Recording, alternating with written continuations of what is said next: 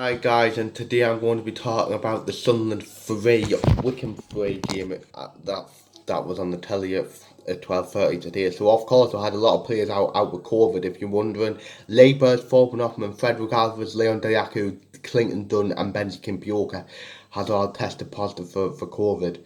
So I'm being right without injured, and Aidan O'Brien is continuing like his recovery from COVID after getting it a few weeks ago. So we had to recall Anthony Patterson back from his loan again to play in goal. Then we went with a back four: Carl Winchester, Tom Flanagan, Callum Doyle, Dennis Serkin. The two holding midfielders was Corey Evans and Dan Neil, with Lyndon Goots on the right, Alex Pritchard in behind, Elliot Embleton on the left, with Stewart up front. Then on the bench was Jacob Carey, Ellis Taylor, Arden Jamali, Jack Diamond, Ollie Younger, Josh Hawkes, and Denver Hume.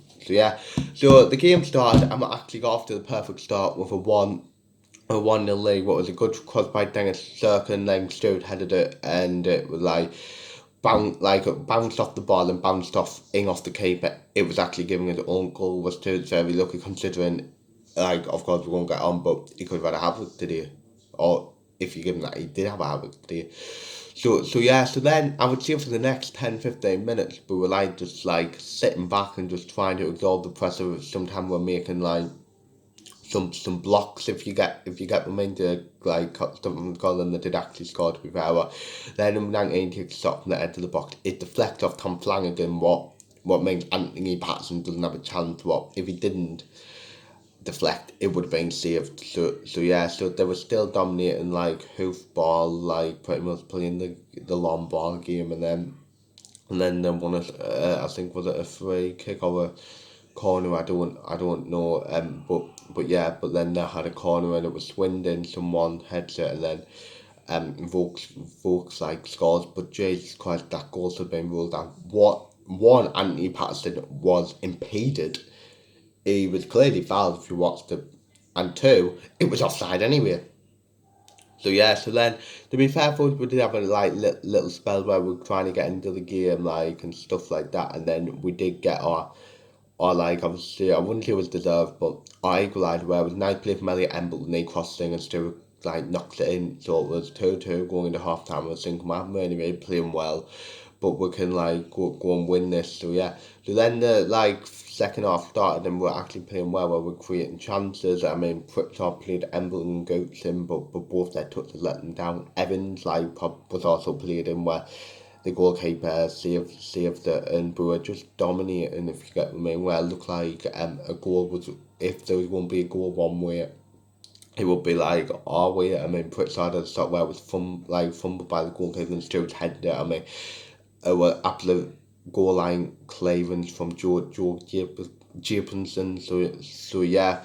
And then we obviously got a nasty looking injury to Corey Evans. What it looked like it's only a concussion, but they kicked the ball, and Patterson and Evans are trying to run after the same ball. Patterson came out and I don't know what happened, but stopped it, and he's knocked into Corey Evans' his face, and yes, he's had to go off on a stretcher. It was a long delay. Thankfully, it only looked like it's a concussion as he was knocked out and stuff like that. Because at first, we didn't know what it was, if you get what I mean. And on came Jack Diamond, and we pushed Embleton back into holding midfield, and then we just put Diamond on the left. So then it really started the scene where again Goats crossed it into Stewart, and Stewart probably should have scored. So yeah, then 93rd minute we got our goal, where Neil sings it and then past the Goats runs and then plays for Stewart through,